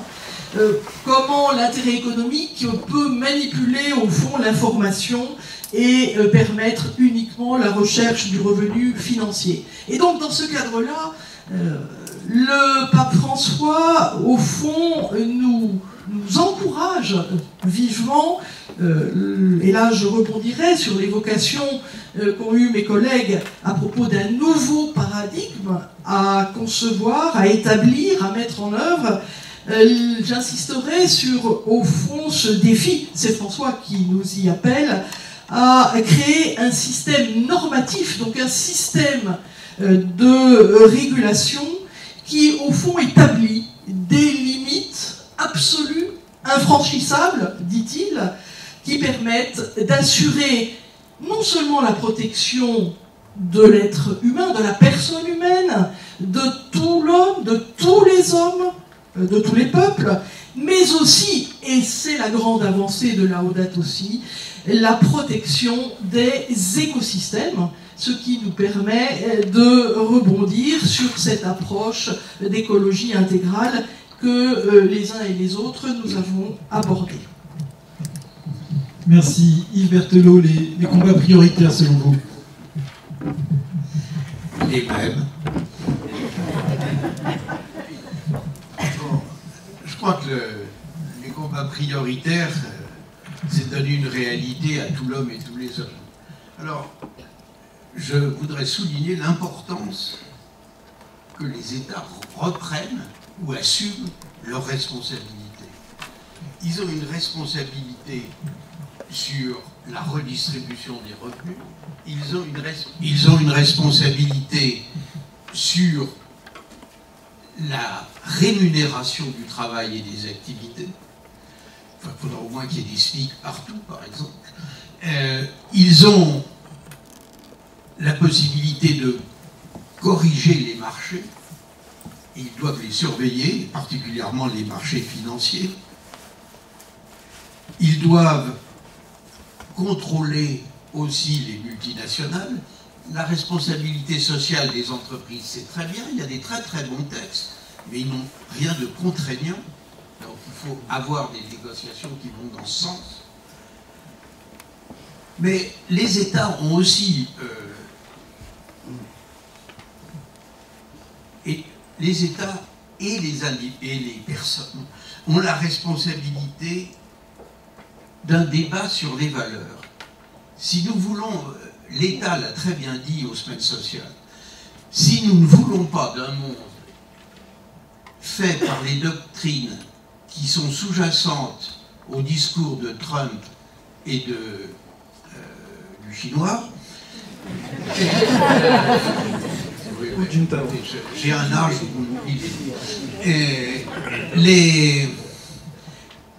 La deuxième, et si nous voulons un monde qui, dans une certaine mesure, réalise les valeurs que souhaitent les hommes du monde entier, eh bien, il faut accepter de discuter sur les valeurs et d'être intransigeant sur les valeurs.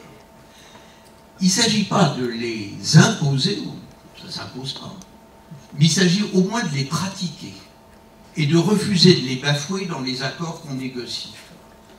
Alors, les pratiquer, eh bien, j'en prends un que l'on pratique de moins en moins en Europe, ce sont les droits de l'homme. C'est un scandale absolu de renvoyer en Libye des gens qui ont tenté d'arriver chez nous. Et en plus hypocrite de le faire par les Libyens eux-mêmes. C'est un scandale et c'est contraire, absolument contraire aux conventions internationales qu'on a signées, à savoir la Convention internationale sur la torture. Bon, ça c'est une chose. Et il faut en parler, mais il faut aussi en parler et les assumer au niveau des États, il faut en parler au niveau des personnes. C'est très intéressant, je refais de la pub pour ce bouquin, c'est de voir ce que les gens qu'on a rencontrés mettent derrière les mots que tout le monde prend pour des valeurs universelles. La solidarité, la responsabilité, la justice, la dignité. Eh bien, ce sont des mots qui, derrière, je prends qu'un exemple, mais derrière la solidarité, il n'est pas question de mettre de l'argent. Derrière la solidarité, on met le dialogue, la reconnaissance de l'autre, s'intéresser à ce qu'il fait, à ce qu'il veut faire, et éventuellement lui donner un coup de main. Et ça vient absolument en dernier dans la manière dont les gens qu'on a rencontrés parlaient de la solidarité. La responsabilité, c'est pas se protéger des gaffes qu'on pourrait faire et des malheurs que l'on causerait aux autres. C'est se sentir responsable des autres. Donc, il y a... Enfin, je continue pas. Alors, ouais. La deuxième chose, priorité, donc il y a la responsabilité des États, et il peut faire des choses, la responsabilité de chacun dans son dialogue sur les valeurs, à écouter tout le monde. Et la troisième, c'est, quand même, on l'a dit, la recherche du bien commun. Pour moi, le bien commun, c'est d'une part l'héritage de l'activité de l'humanité dans son ensemble, donc c'est tous les problèmes de la recherche, de sa dissémination, des transferts de technologie et en particulier de ne pas laisser la recherche uniquement dans les mains du privé. Dans le domaine agricole, 60% de la recherche est financée par le privé, et quand c'est le public qui la finance, il la finance avec, dans des partenariats publics-privés, c'est-à-dire que finalement c'est encore les grandes entreprises multinationales de l'agro-business qui le déterminent. Or, si on est sérieux avec Laudato Si, eh bien on est inquiet de l'agriculture qui se développe. Alors, la deuxième dimension du bien commun, c'est l'héritage de la nature. C'est ça le bien commun. Et c'est la biodiversité, donc je ne vais pas revenir. Mais ce qui est important pour que ça avance, il faut faire des progrès dans la gouvernance mondiale. Bon, ben là, je vais pas. J'ai été à l'ONU assez longtemps, mais je ne vais pas me lancer là-dedans. Et enfin, et c'est le dernier, il ne faut pas tout renvoyer sur les États, tout renvoyer sur l'ONU, tout renvoyer sur les entreprises. Il faut se renvoyer pas mal de choses sur nous. Et nous devons nous convertir, si on veut qu'on aille vers le monde souhaité dans Laudato Si et dans Populorum Progressio. Il faut qu'on passe, pour reprendre un langage de Populorum Progressio, on passe du désir de plus savoir à un désir de plus être. Et c'est en ayant un désir de plus être que, effectivement, on aura une économie humaine qui réponde à tous les besoins de l'homme, spirituel comme matériel. Merci beaucoup à l'un et l'autre pour la fougue que vous inspire encore et Populorum Progressio 50 ans après et Laudato Si. Vous avez parlé de conversion. Je voudrais poser ma dernière question, et puis après on entendra vos propres questions, qui porte sur la dimension spirituelle de Populorum Progressio. Parce que dans tout ce corpus de la pensée sociale de l'Église, c'est aussi quelque chose de Dieu qui se dit à nous, c'est pas uniquement une lecture et des clés de discernement sur la réalité sociale et économique. Alors, dans le commentaire de l'encyclique que j'avais chez mon papa, c'était la version publiée par les dominicains et non pas par les jésuites. Les jésuites me le pardonnent. Et Vincent Cosmao donc relève qu'avec Populorum Progressio, la présence au monde devient structurante de l'Église. Il dit, c'est dans l'épaisseur même de l'histoire humaine, du développement des peuples, que se réalise, ici et maintenant, la mystérieuse rencontre de Dieu, qui vient au monde dans l'incarnation de sa parole. Alors, j'ai envie de vous demander à Xavier et Bruno Marie, en quoi le développement est-il une aventure spirituelle? Et puis, la conversion écologique à laquelle nous invite aujourd'hui le pape François, est-ce qu'elle marque une inflexion avec cette aventure-là? Peut-être Xavier d'abord. Je pense qu'avec tout ce qu'on vient de dire, on a compris que le développement, c'est d'abord et avant tout une affaire d'ouverture à l'autre. Marie en a assez parlé, je pense, pour que l'on comprenne qu'il y a un degré d'élévation auquel nous sommes appelés, et cette élévation, voilà, on peut appeler ça le développement, c'est-à-dire l'expression d'une potentialité intrinsèque de l'homme qui est appelé à devenir plus divin. Voilà, cette élévation, elle est le truchement de cette élévation, c'est l'autre. C'est le passage par l'autre, le détour par l'autre, la relation à l'autre. Donc, il n'y a pas de développement sans cette dimension qui est une dimension subjective et spirituelle, bien entendu. Et dans Populorum Progressio, évidemment, il y a des passages entiers qui sont consacrés à ce besoin d'approfondissement. Quand tu disais, Yves, non seulement plus avoir, ou même pas plus avoir, mais plus être, ce plus être, c'est être riche en relations, c'est être riche en altérité, c'est être riche en capacité de se faire le creuset d'un monde. qui nous habitent en même temps que nous l'habitons. Voilà. Donc je pense qu'effectivement, on ne peut pas être dans cette dimension intégrale qui est celle que revendique Popolorum Progressio si on n'a pas compris que toutes les vertus que l'on associe d'un point de vue chrétien à cette dimension de développement, elles sont spirituelles, en premier lieu spirituelles. Maintenant, ce que je trouve, moi, absolument fascinant, c'est que dans le passage de Popolorum Progressio à Laudato Si, il y a quand même une façon de signifier cet autre qui est totalement différente. Dans un premier cas, effectivement, l'humain reste au centre. Hein, on conserve quand même une vision très anthropocentrée de ce que peut être ce lieu à partir duquel on va vers l'autre. C'est d'abord et avant tout l'homme, et l'homme intègre dans son champ de plus en plus de substance, qui est une substance autre, mais qui se rapporte à cet homme. Bon. C'est une vision très grecque finalement, c'est un peu comme dans Protagoras, l'homme est à la mesure de toute chose, on demeure très grec de ce point de vue. Mais la façon dont on aborde la question dans Laudato Si, elle est bien différente. Moi je suis amoureux fou de ce pape, franchement, je pense que le jour où les cardinaux l'ont élu, franchement l'Esprit Saint soufflait fort. Hein. Je ne sais pas si ça a toujours été le cas, mais là... voilà, moi je me dis, s'il y a une providence, cet esprit-là.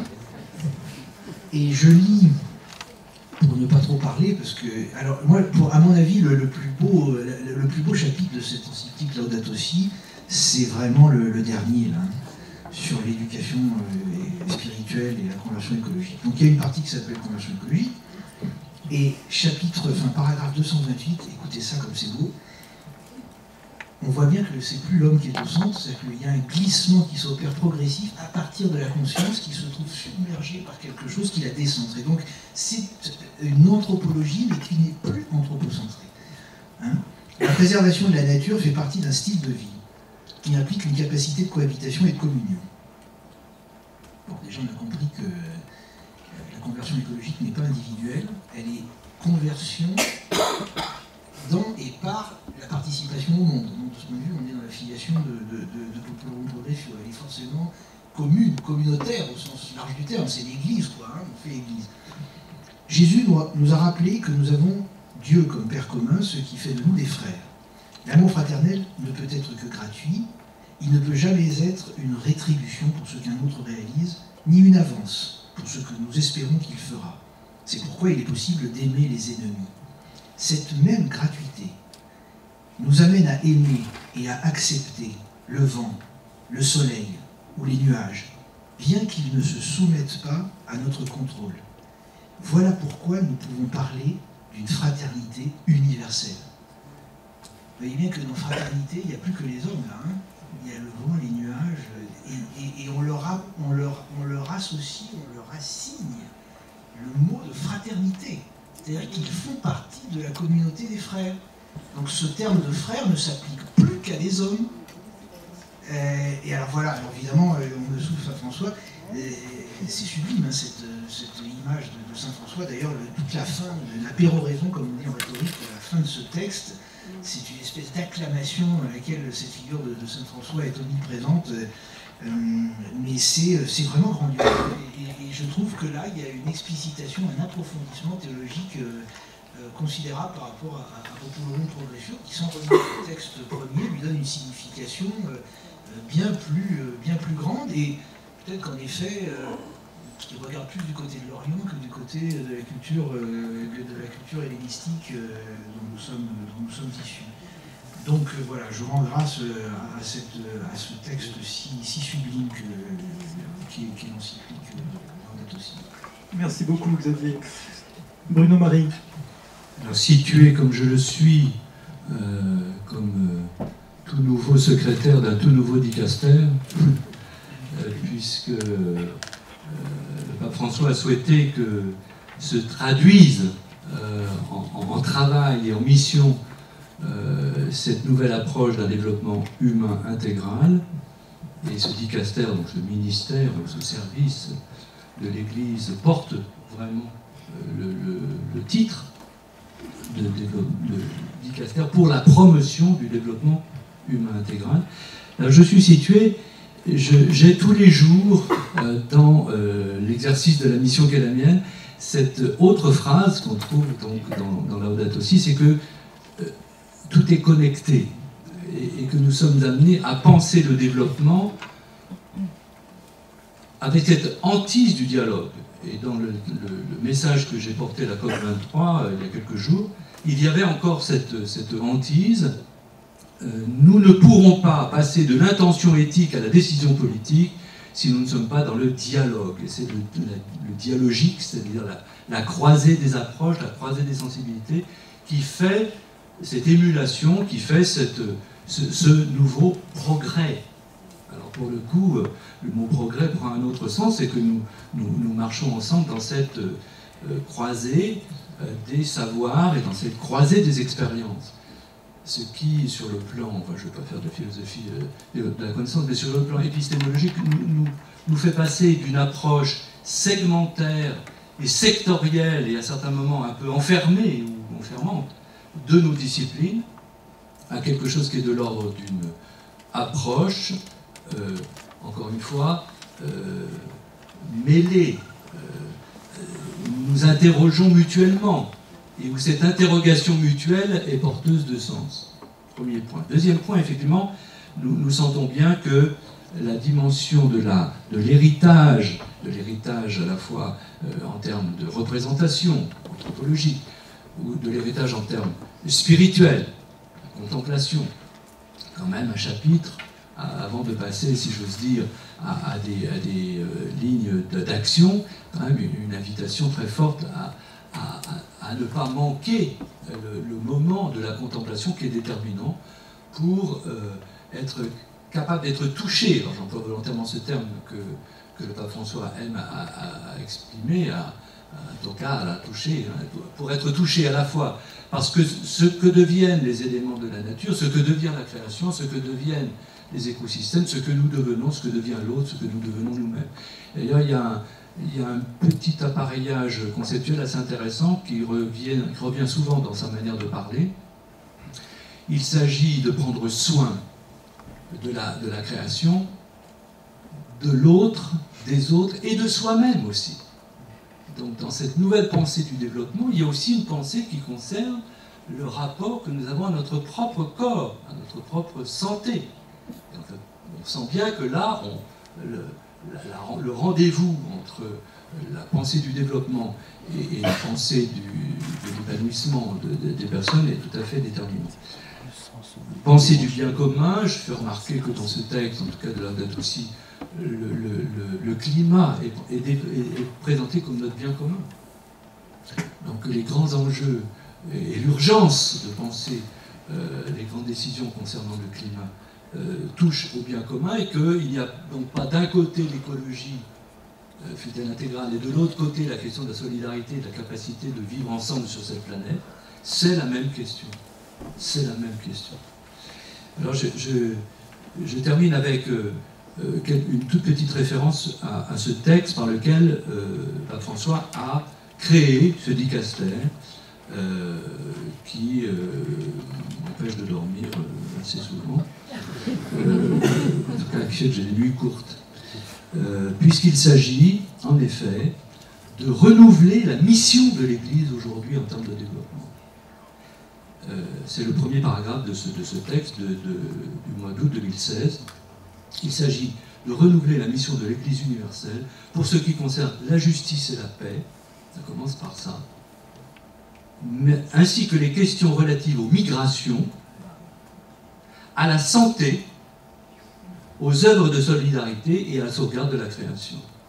Alors vous allez vous débrouiller avec ça. En tout cas, c'est comme ça qu'il me l'a dit. Et maintenant, vous allez créer les passerelles, les liens. Alors, il faut penser ensemble, il faut penser de manière connectée, la solidarité, la promotion des droits fondamentaux, des droits humains fondamentaux, et ce qu'il dira dans son texte au 1er janvier à propos de la paix. Il s'agit d'accueillir, il s'agit de protéger, il s'agit de promouvoir, il s'agit d'intégrer. Voilà, alors à partir de là, nous avons un programme où justement s'articule ce qui est de l'ordre du droit, ce qui est de l'ordre de la traduction en termes de politique sociale, ce qui est de l'ordre d'un projet commun. Écologie, économie, droit à la terre, droit au travail. Vous savez, ces 3 T dont il parle souvent. Trabajo, tierra, techo, donc un abri. Je vais faire remarquer qu'en français, le mot toit peut être écrit avec un T à la fin ou sans T. Le besoin d'avoir un toit, c'est-à-dire que ce n'est pas simplement d'avoir un toit, c'est d'avoir aussi une relation. On a un moment intéressant à ce sujet. Donc en tout cas, les 3 T, la terre, le travail, l'abri. Et du coup, toutes les commissions que nous mettons en place et toute la dynamique de cette mission consiste à la fois à être un lieu, ce dicaster, et cette église, finalement plus largement, c'est pas simplement un organisme, pas simplement un service, c'est une mission de ceux qui se réclament de l'évangile et de la référence au Christ, c'est d'être un lieu d'écoute. D'abord, il faut commencer par l'encuentro, il faut commencer par la rencontre. C'est parce que nous nous rencontrons, c'est parce que nous nous écoutons, c'est parce qu'il y a entre nous la possibilité de dire ce qui fait notre chemin, que nous soyons en pays développé ou que nous soyons migrants. Ensuite, c'est évidemment la possibilité de construire ensemble, donc d'être dans un partenariat dans lequel, en effet, chaque personne a quelque chose à dire. Il n'y a pas, dit François dans le chapitre 25 de Saint Matthieu, aucun homme n'a pas de talent, on en a au moins un. La question, c'est que celui qui n'en a qu'un dit « j'ai eu peur ». Donc la question, c'est de savoir comment celui qui a un talent, quand nous avons un talent, comment nous pouvons passer de la peur à la possibilité de contribuer à une œuvre commune. Et puis, à partir de là, évidemment, recevoir, entendre, proposer et accompagner. Je rentre d'une mission au Brésil qui m'a particulièrement marqué, dans laquelle nous avons pu, en l'espace d'une semaine, en travaillant assez ardemment, être en capacité de retravailler sur les textes de cette pensée sociale, et en particulier de Populum Progressio et de Laudato Si, mais aussi être en capacité de créer un espace avec les mouvements populaires et en particulier des sans-terre, donc d'être dans un va-et-vient entre texte et terre, si j'ose dire, mais aussi d'être en capacité de faire une séance non plus à l'université, mais avec une équipe de Caritas qui travaille avec les gens de la rue à Sao Paulo.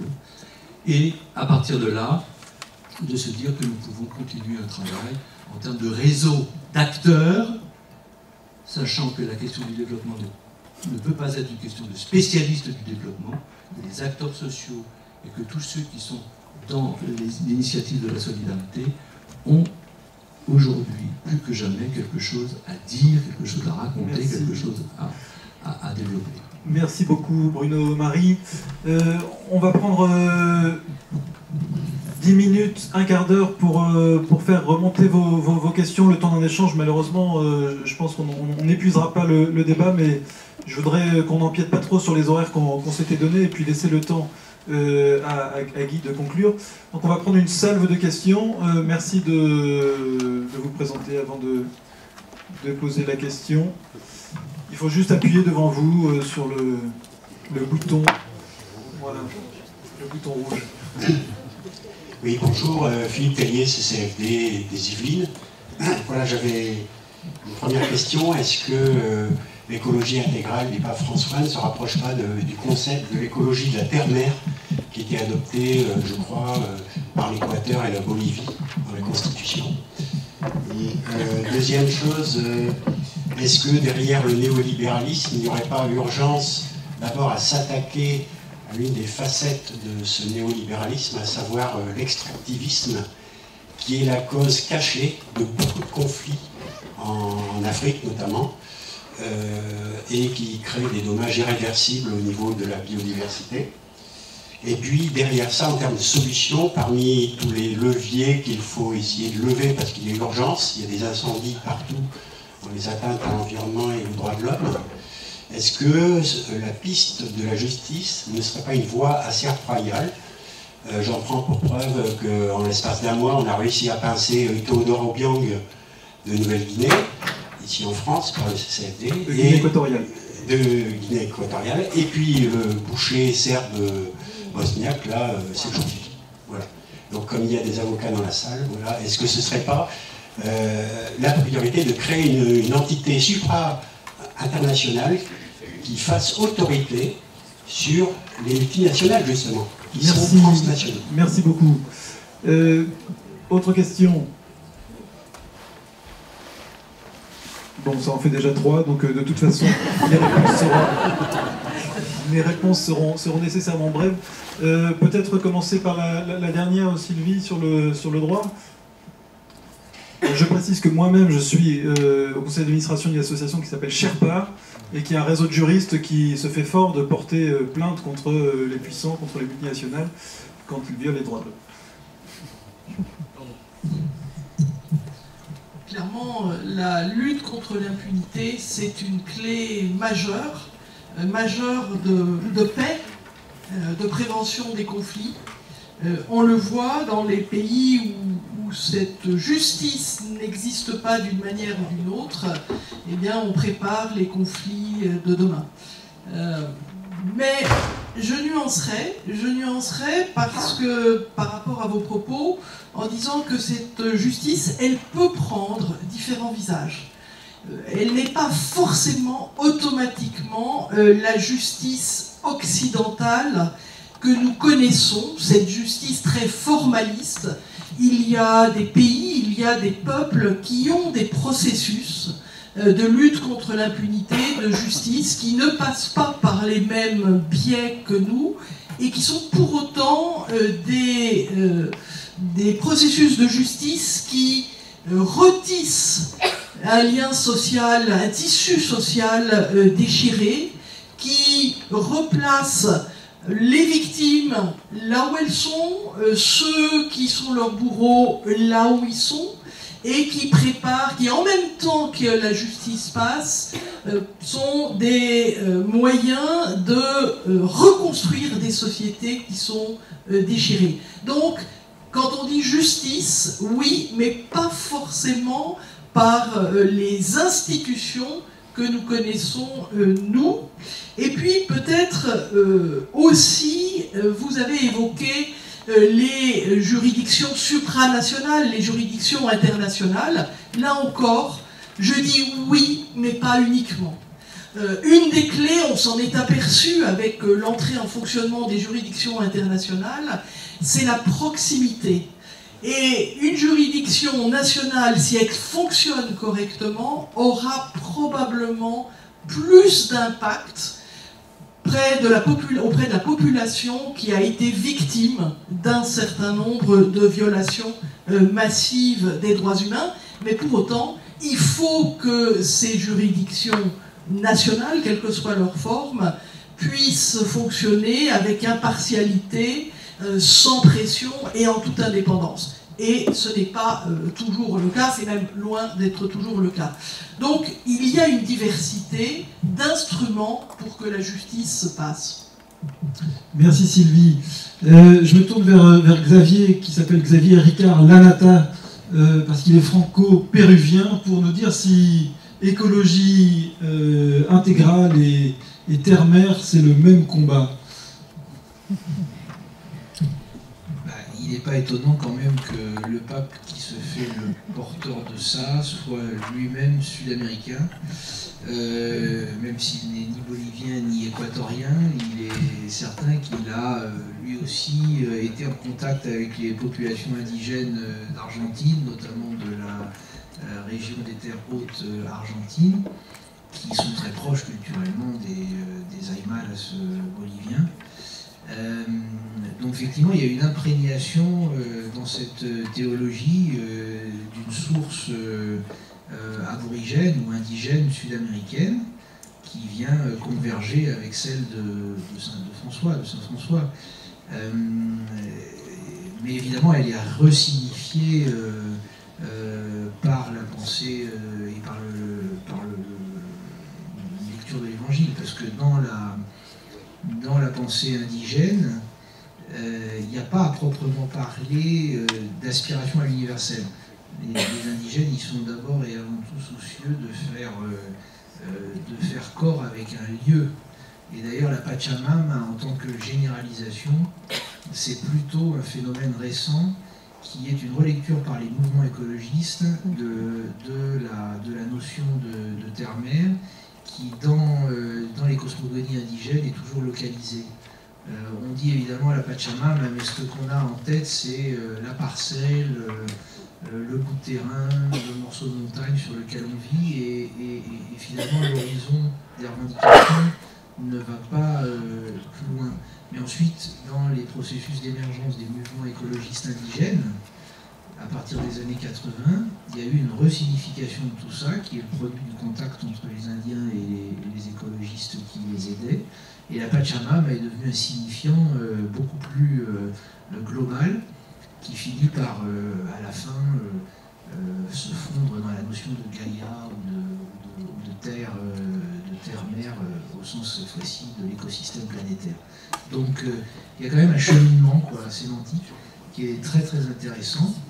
Et donc, les gouvernements comme celui d'Evo Morales sont un petit peu à la croisée de cette inspiration indienne, et puis d'une politisation de plus en plus grande du terme au regard et à la lueur des luttes écologistes mondiales.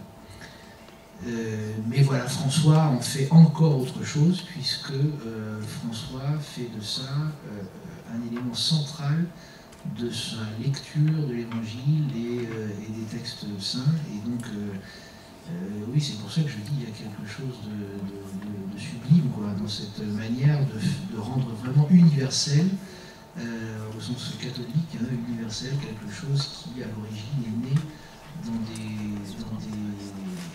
des contextes culturels très spécifiques. Avec le présupposé que chaque culture a quelque chose à dire. C'est ça, c'est cette fameuse figure du polyèdre, le polyèdre culturel. Le polyèdre, c'est une figure à plusieurs faces. Et la lumière qui vient frapper une des faces renvoie d'une certaine manière un des éléments de la lumière. Donc chaque culture populaire, chaque culture locale, chaque culture avec sa manière de faire, avec sa manière de chanter, sa manière de dire, sa manière d'exprimer, est intéressante pour que nous puissions réenvisager notre rapport à cette terre, justement, à cette terre entendue comme planète, comme lieu que nous essayons d'habiter ensemble. Merci beaucoup, merci aux quatre intervenants. Alors, sur la troisième question qui était, est-ce que derrière le néolibéralisme, il n'y a pas un extractivisme?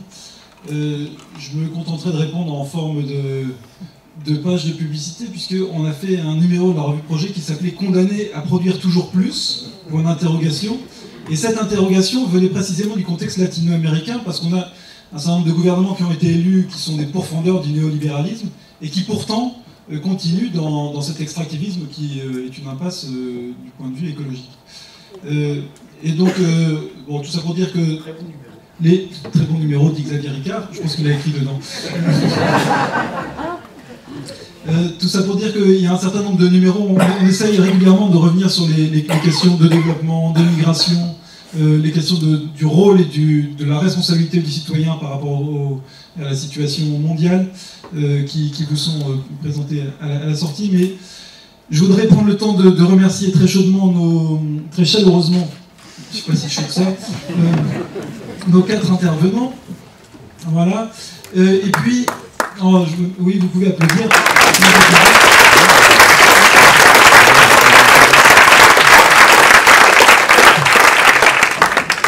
Et puis appeler Guy Orange à la barre.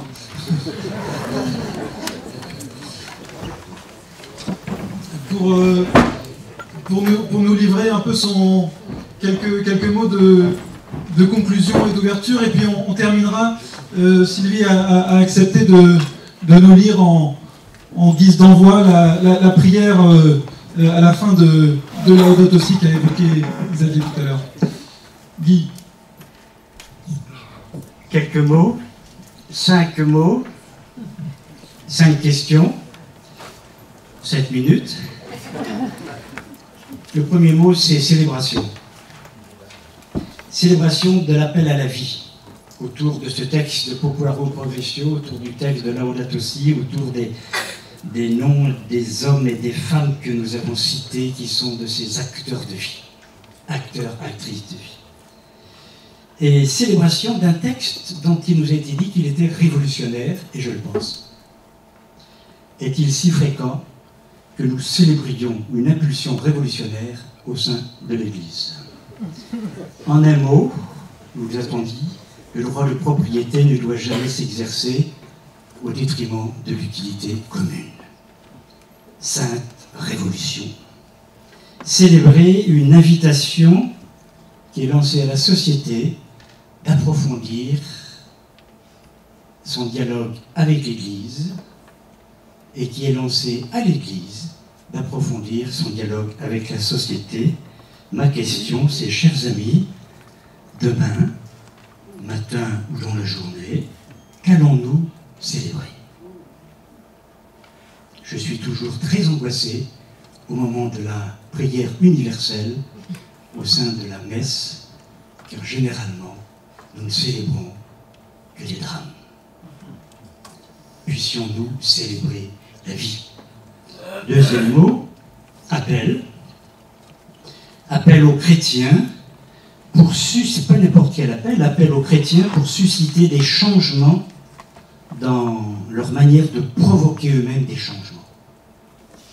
Un appel à des changements dans nos manières de provoquer des changements.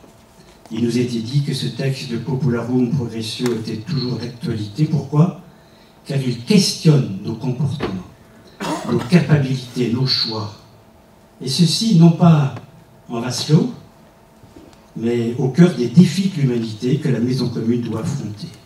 Ce texte de Popularum Progressio, éclairé par Laudato Si, nous invite, je dirais tout simplement, à nous reposer la question de ce qu'est la personne humaine, du sens des œuvres humaines et du monde que nous voulons laisser à ceux qui nous succèdent.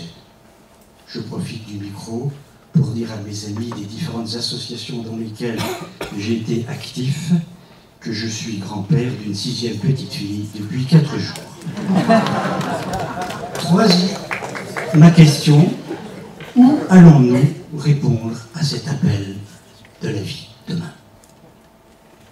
Troisième mot, horizon. Et peut-être que là, l'horizon, il a été surtout incarné à travers le mot développement qui a été mis en question. Nous avons pris des notes sur les différentes questions, j'en retiens quelques-unes. Ne faut-il pas interroger le concept de développement en profondeur? Attention à la seule perspective de rattrapage par certains pays de nos modèles qui seraient les modèles de développement. La mondialisation, c'est une évidence, mais c'est bon de le redire ce soir et demain matin, bouleverse toutes nos pratiques et toutes nos idées relatives au développement. La crise écologique bouleverse notre conception du bien-être et la place de l'homme au cœur de la création. Et au cœur de cet horizon, à travers le mot développement, à revisiter, voici que l'espérance chrétienne est pleinement convoquée pour éclairer ce débat sur le développement. Chers amis, quels seront, c'est ma question, quels seront demain les mots, nos mots, pour dire notre espérance? L'espérance de cet horizon dont nous savons qu'il a des lumières de résurrection. Quatrième mot et quatrième question, l'intelligence. C'est pas parce qu'on est chrétien ou qu'on souhaite l'être, qu'on voudrait l'être, que nous n'avons pas le devoir d'intelligence. Dans le texte de Popularum Progressio, comme dans le texte de Laudato Si, nous sommes frappés, nos amis nous l'ont dit, par l'intelligence du ou des constats. C'est important d'être intelligent sur les constats, sur ce que vit notre maison commune. Constat, nous a dit l'un des intervenants, des aberrations auxquelles un mouvement de dérégulation systématique a abouti. Constat de certains combats prioritaires qui nous étaient proposés sur la justice fiscale, sur la régulation des multinationales, sur la priorité de remettre la personne au centre. Constat et proposition de créer des systèmes ou un système normatif pour protéger tout homme et tout l'homme, pour protéger les écosystèmes. Et peut-être que là, ces deux mouvements se rejoignent à travers ces deux belles encycliques. J'ai été très heureux de voir qu'il était utile de rappeler la priorité de l'action pour la défense quotidienne des droits de l'homme. Ce n'est pas un superflu pour avocat désœuvré un mercredi soir. Ma question, sur quel terrain social, politique, économique, spirituel allons-nous demain tirer les conclusions, les conséquences de ce constat? Car ce constat n'a aucun intérêt s'il ne nous a pas amenés à tirer des conclusions. Cinquième et dernier mot, louange. Je suis heureux de prononcer ce mot ici. Louange. Nous sommes invités à la louange. Nous, les intellos, nous, les militants, nous, les tous, nous sommes invités à ouvrir nos mains pour la louange. Il nous a été dit quelque chose de Dieu se dit à nous à travers ces textes et à travers le monde qui reflète ces textes. Il nous a été dit quelque chose aussi doit passer de ce que l'homme dit de Dieu au monde. Et là-dessus, j'aime bien un petit texte. Je l'avais préparé pour mon intervention de demain après-midi, mais je l'ai dans ma valise, là. C'est un texte de Teilhard de Chardin, une lettre, je crois qu'il écrivait beaucoup à l'une de ses cousines. Les hommes, dites-vous, ne veulent plus de Dieu? Aurez-vous bien sûr que ce qu'ils rejettent, ce n'est pas l'image d'un Dieu trop petit pour alimenter en nous cet intérêt de survivre et de faire vivre. Et comme nous ne savons pas dire la grandeur de Dieu, si nous pouvions, dans la louange, l'exprimer. Louange, parce qu'il nous était dit que cette démarche de développement peut être reçue comme une élévation qui nous invite à nous ouvrir à l'autre, j'ajoute au tout autre, à être plus riche en relations. Louange, parce que nous sommes invités par le paragraphe 244 de Laudato Si à vivre ceci dans la joie. Ouvrons nos poings, ouvrons nos mains, ouvrons un peu nos cœurs, peut-être nos lèvres, que notre combat et notre préoccupation pour la planète ne nous fassent pas oublier la joie de l'espérance. Louange, parce que j'ai assisté ce soir à un miracle. C'est l'aveu de Xavier pour son amour plénier et émerveillé pour le pape. Alors, chers amis, cette louange, demain, je ne sais pas, peut-être cette nuit, où allons-nous la laisser s'exprimer dans la joie?